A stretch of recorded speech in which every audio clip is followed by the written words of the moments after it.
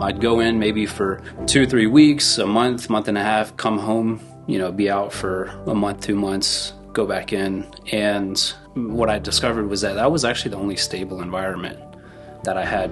Even when you're kind of lost in this dark whirlpool and you're kind of just stuck and kind of getting swirled around, that doesn't necessarily mean that's where you're going to end.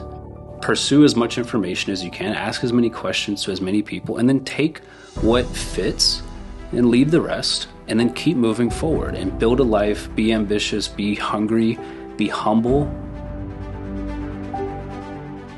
Welcome to another episode of Come Home Ready. My name is Teresa Hodge, and today I have with me, for real this time, one of my favorite people, Josh Pritchett. Thank you. If you have gone to the From Scratch videos, you've seen Josh. And so Josh is someone who I work with a lot. So where you see me on the tablets, more than likely, Josh is not too far. Not far behind. Yeah.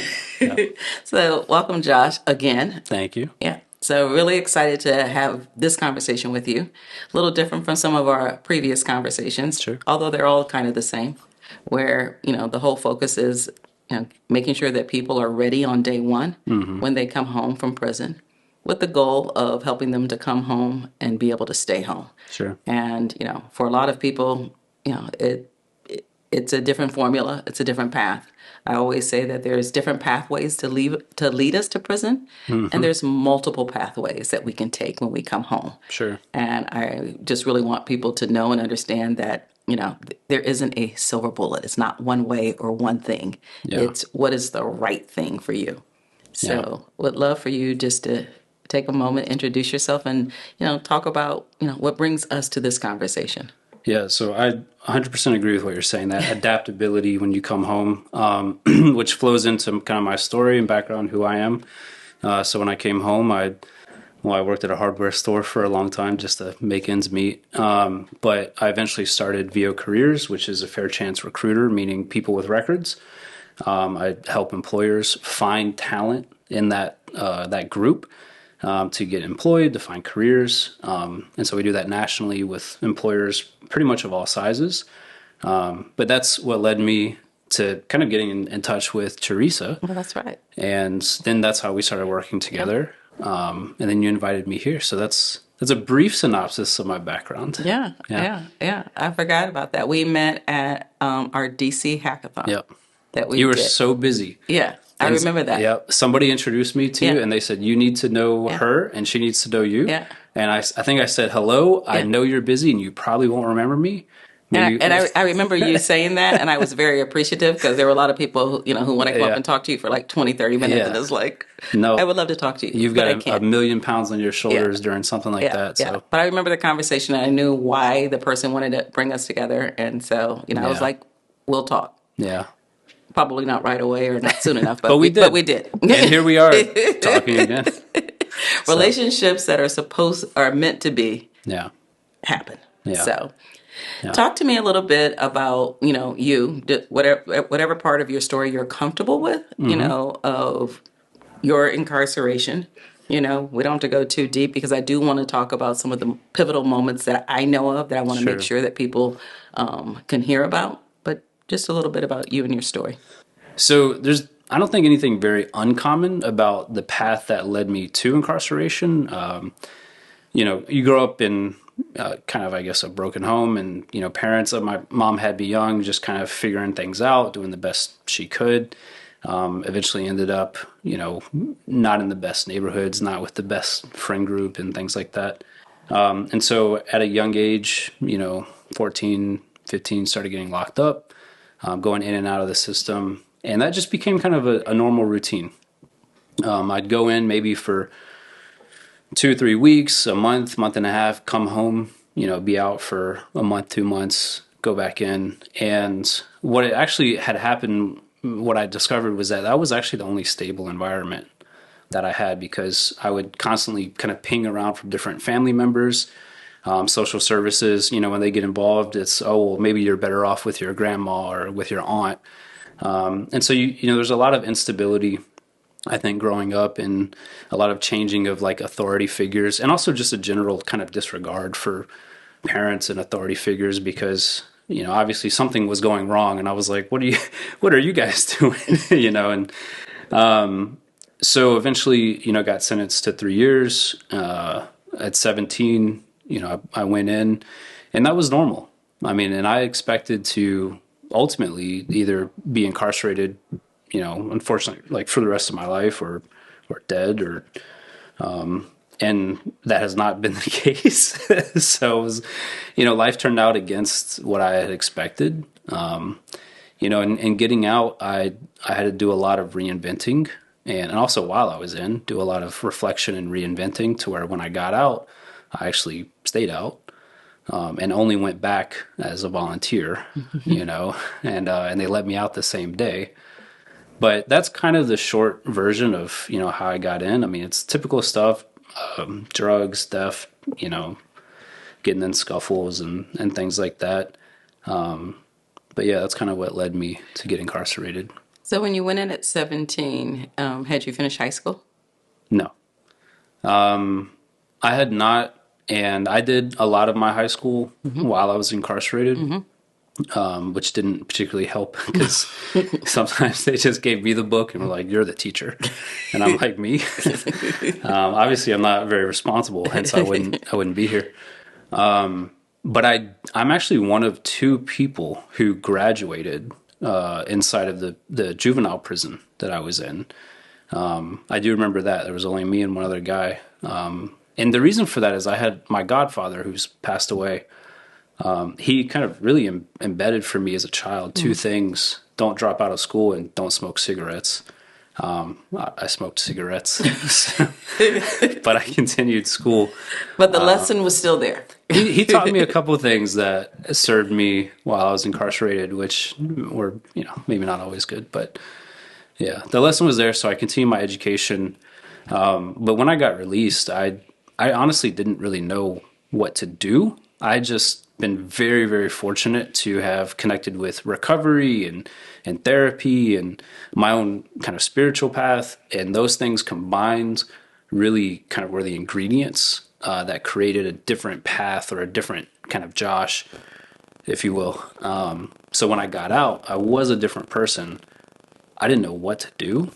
I just knew the basics. I need to get a job. I need to have somewhere to live. I need to have a car. And I didn't really put much more thought into it beyond that. That was just kind of, and I was very, very fortunate where I think I mentioned in another conversation where I had maxed out all my time.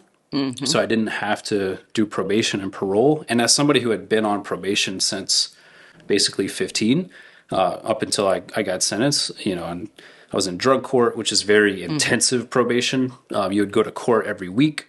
They would kind of sanction you and throw you in jail for the weekend if you misbehaved even in school.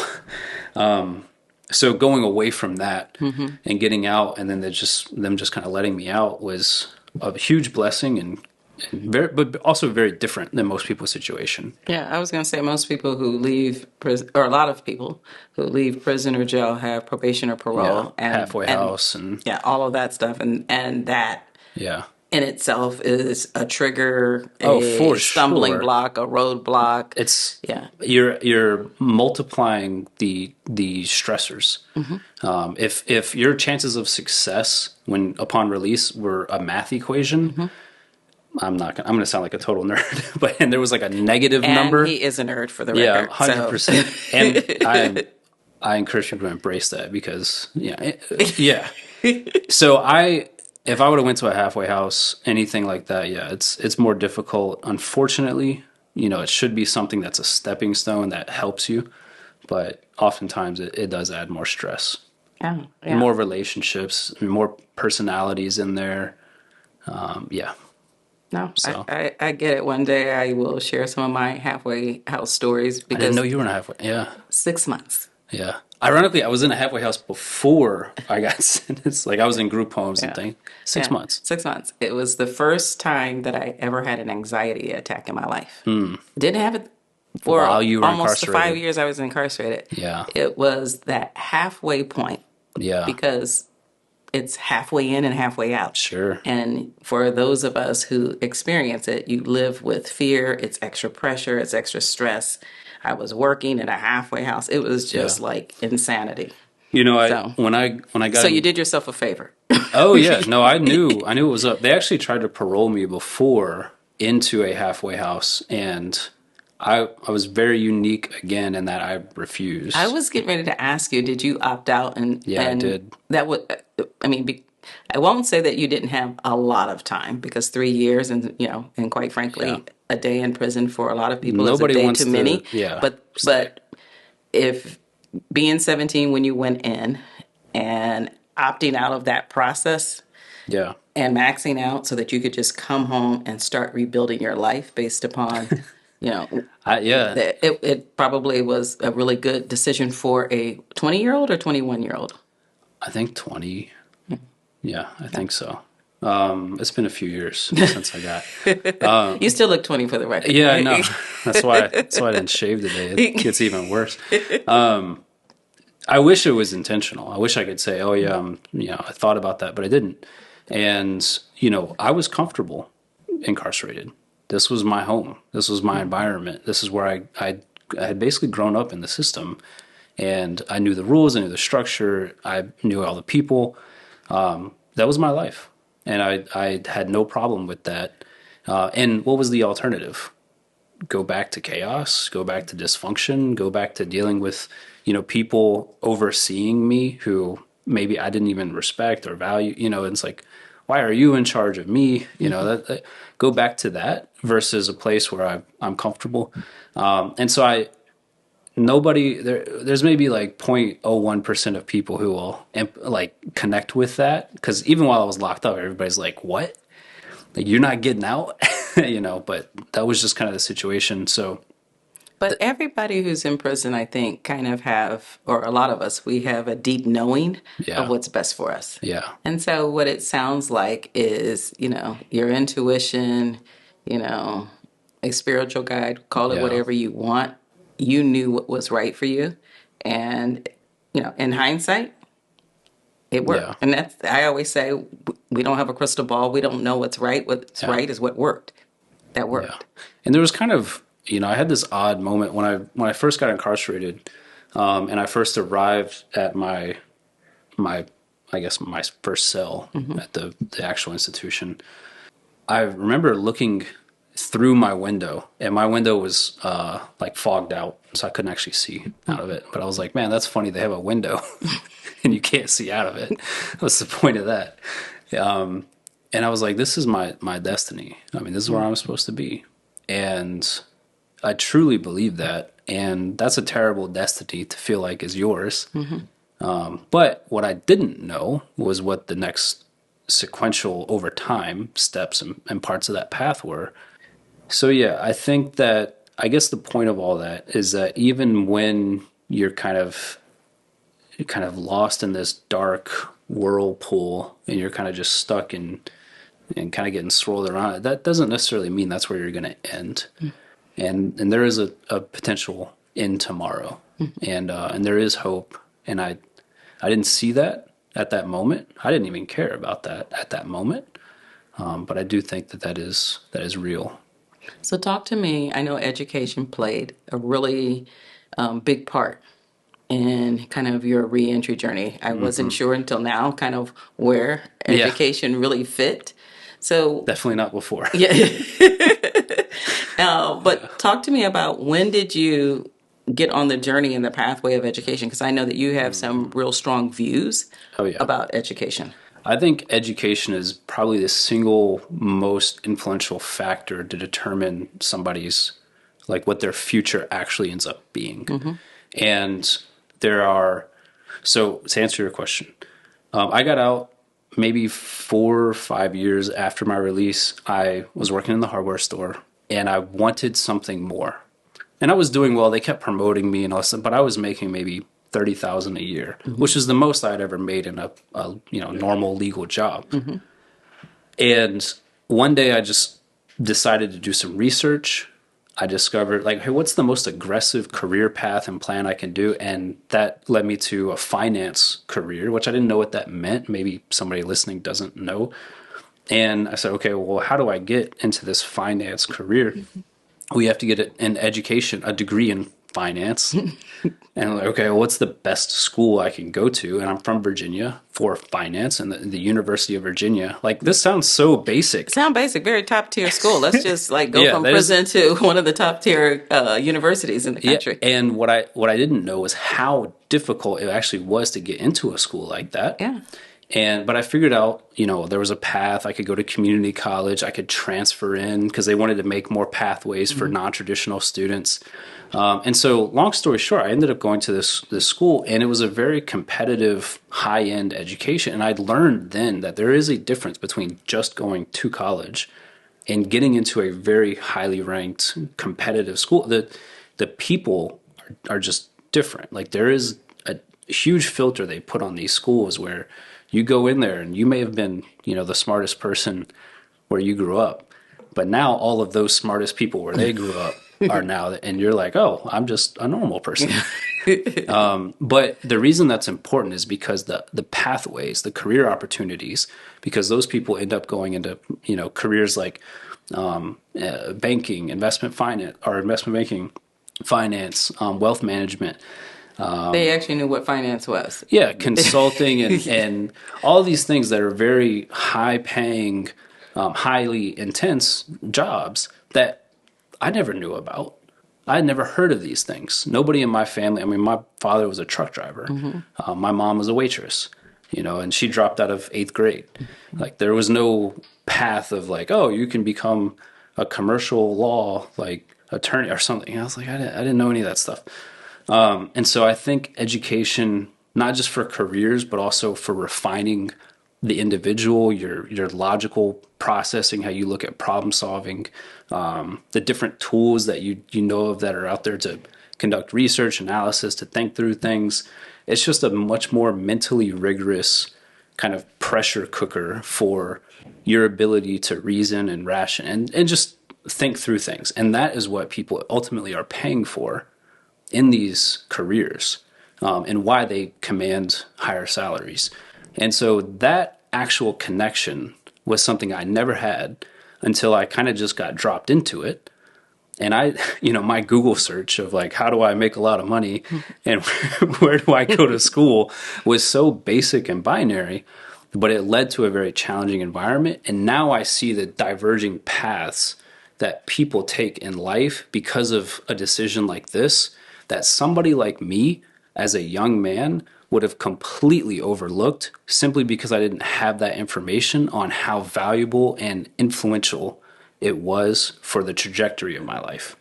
So this is why I think education is so important and so determinant for people when they're looking at how do I be successful in my life. And you're right, that path may be different for people. Maybe you want to practice something completely different. You don't care about finance.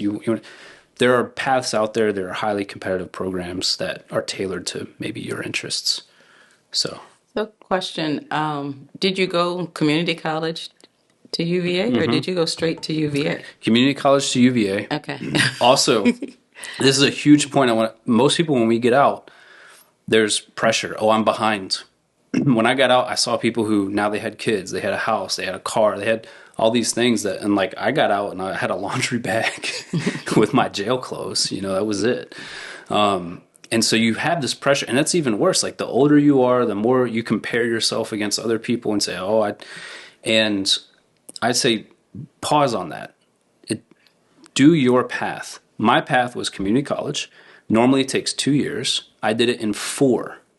So I was very slow because I was working full time the whole time. And so that's what I had to do. And it sounds like you were, for the most part, your own support system. Yeah, I mean, nobody was really, I didn't have funding for school. I mean, I applied for some scholarships, but yes, most of that. And eventually when I got to University of Virginia, which was much more expensive, I started asking family, and I was like, hey, what is there that exists? So I did get some help, and then also, I think kind of a miraculous story. I had maybe, I don't remember now, but maybe like 80,000 left in total tuition. And I woke up one day and, I'm groggy and I'm like, oh, I got to make a payment for this month. And it was all gone. There was no payment that I needed to make. The balance was zero. And to this day, I do not know how that happened. I do not know who or, what group of people or anything, but somebody went in and took care of my tuition Oh, wow. anonymously. And they heard this happened directly after my story of being a formerly incarcerated person at UVA kind of came to light, because I was scared to talk about that because I didn't want to jeopardize my future career by being, oh, you're a felon, you're a person who went, But that story did come out, and there was some news and things, and after that is when that happened.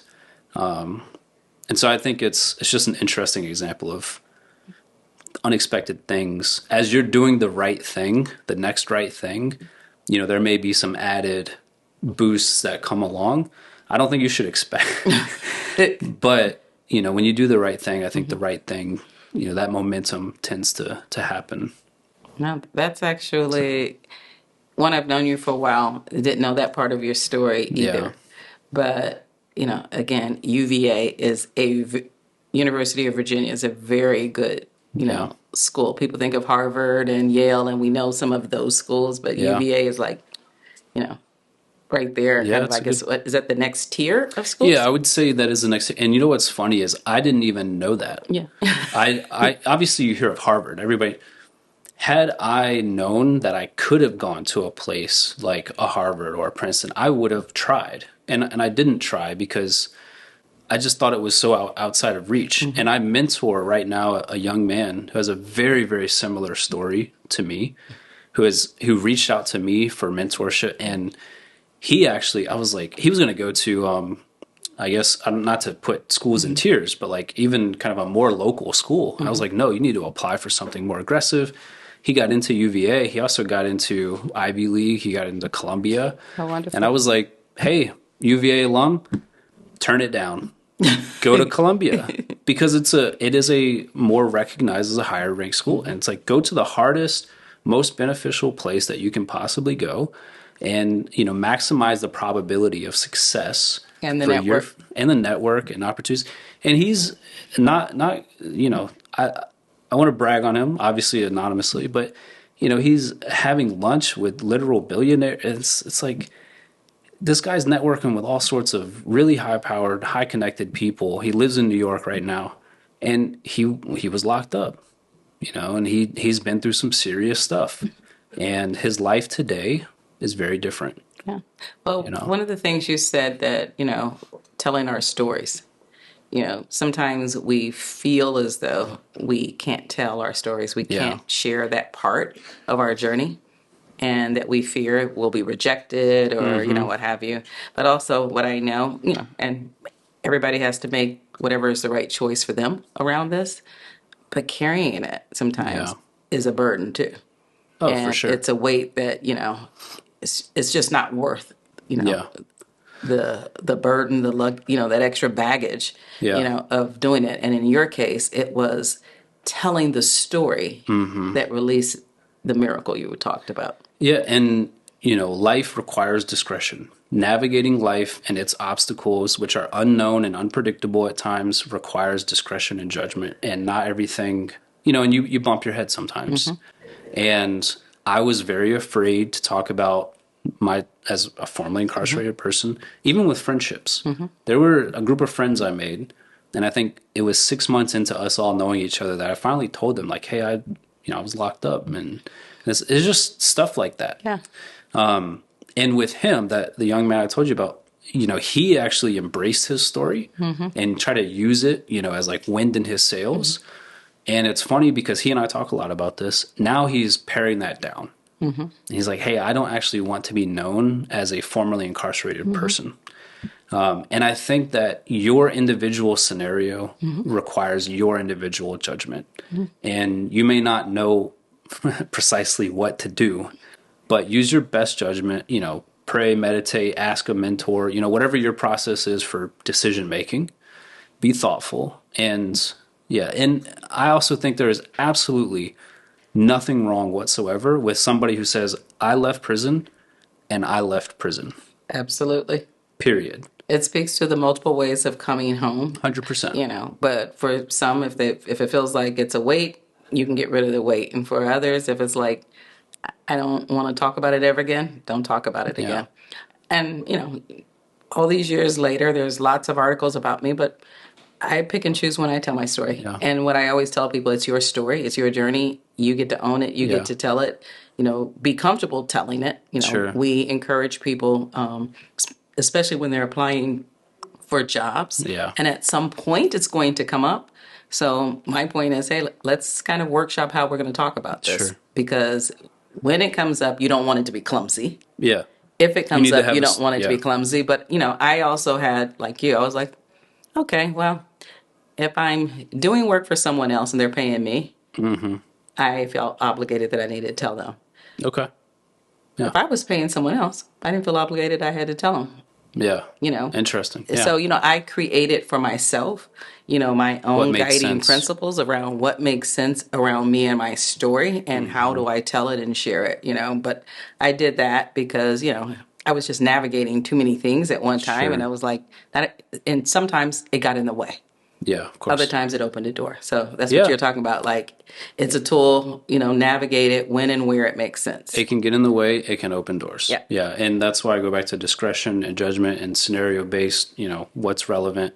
And for me, what ultimately opened or created my openness or willingness was I thought to myself, if you know about this, about me, and it makes a negative impression of who I am to you, you're just not meant to be in my life. Like, if this makes you uncomfortable with me or not like me or reject me, then you're just not for me. And the reality is, if you're not for me, I want to know that as soon as possible. And and I want to not go down that path. And so it kind of You're so helped. practical now. Well, a lot of mentors, have helped me kind of. I just wanted to know that up front and say, okay. And that kind of became what made it easier for me to just be open. Now, I still use discretion. There are some times where I tell people, I did time or I'm from incarcerated, and I can immediately tell like there's a shift. And sometimes it's good, sometimes it's bad. Sometimes I think I'm somehow like less intelligent or less capable. And I'm like, all right, well, obviously you can't handle this information. But so there is still discretion that I use, and if it's not particularly relevant, I may not even bring it up. Yeah. So what are you talked about VO careers. What are you working on now or what's next for you? In terms of work Yeah. and career, Oh, unless you have some other breaking news you want. I'm having a child. Yeah. To your hope. For that Yeah. joke, you have Yeah. to go watch another episode Yeah. with Donnell Drinks and Josh Pritchett. Yeah, I am not having a child. Not well, who knows, maybe one day. Career wise, I try to live a life that is flexible. I have I have two companies now. One is VO Careers, which and then also a second company, which we do websites, mobile applications, special projects. You want something tech that's custom built. We do things like that. And the reason I mention that is all this is digital. It's all online. It enables flexibility in my life. I don't have to be tied down to a particular place. And so I think, when you think about like what success maybe means for a person, I think, freedom, independence, autonomy, the ability to kind of move and do what I want to do is very important to me. And that's a part of my definition of success. And also doing something that I enjoy and love. And this work, which you've seen a little bit of, is a little bit more creative, a little bit more explorative. We custom build things for clients. And I think it's fun, and it taps into the tech side and the creative side, and it's exciting. And so I think that, while continuing to travel at the same time, it's a good combination. Well, you're one of the people who I feel like has found a really good work-life balance. and I hope so. the right amount of pleasure.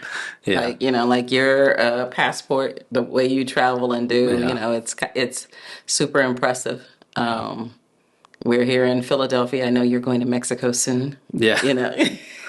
Unless they delay me or something. But yeah. Yeah, which is good. I think that that's something for a lot of us who come back and we work in the reentry space. Mm-hmm. It's like there's not a lot of joy. There's not Mm-hmm. a lot of Can be heavy. travel Yeah. and, yeah, it's work, work, work, and maybe a form of guilt of the folks that we've Yeah. left behind. And survivor's guilt. Yeah, Yeah. and all of that stuff. And so it's, I'm always trying to encourage people who go into the reentry work is it may be where you start. It doesn't have to be where you finish.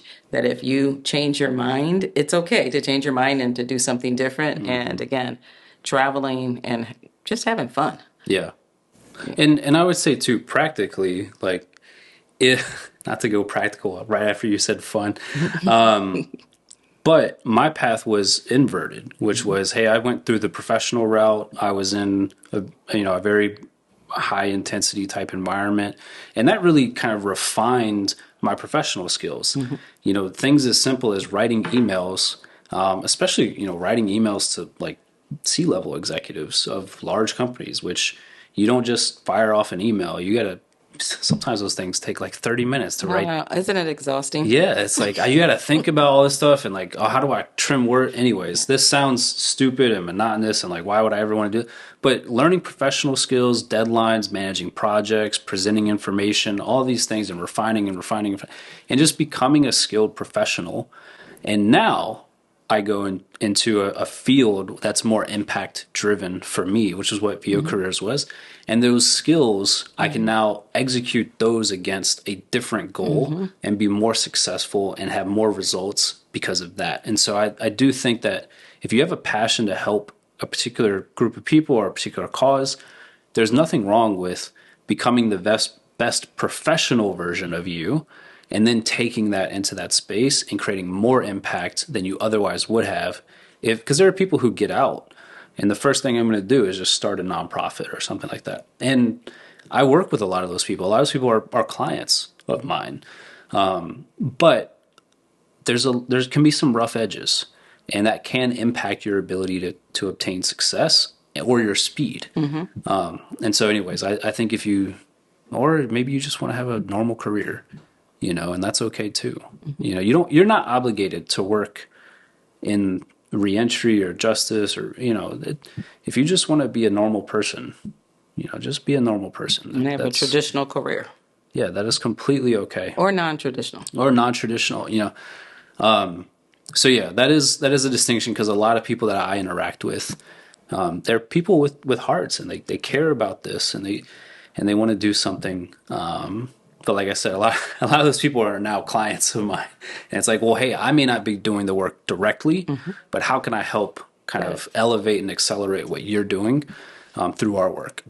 Yeah. So as we wrap up, if you don't mind looking into the camera and and offer just words of encouragement or something to maybe a young person. You said you went to prison when you were 17. Yeah. You felt like you didn't have the direction and some of the structure, but one of the things it sounds like is you figured out enough of the basics, in order for you to know the right next steps. So, if you don't mind just encouraging someone else, I'd appreciate that. Yeah, look, if you're currently incarcerated and you're watching this and you have a feeling of ambition, hey, I want to be successful, whatever the case, right? Everybody has their individual goals. I would say doing this, watching things like this and taking that information and absorbing it and picking out what's good for you is the right thing to do. There is a tomorrow. Your tomorrow may be very different than you might expect, right? The futures often are. Pursue as much information as you can, ask as many questions to as many people, and then take what fits and leave the rest, and then keep moving forward and build a life, be ambitious, be hungry, be humble, ask questions. There's nothing weak or embarrassing about, hey, I don't know about this thing. Can you teach me or show me what you know? And the more you do that, the more probable your success will be. So that could be where you're at now. That could be once you get released and thereafter. That would be my encouragement because I know you have a goal. I know you have a dream. And I want you to accomplish that. Teresa wants you to accomplish that. I think I can speak for us both that we hope that this helps on that journey. Absolutely. So we thank you for watching Come Home Ready and you meeting Josh Pritchett, and you can find him all over this tablet on a bunch of different podcasts and, more content to come. Thanks, Josh. Thanks.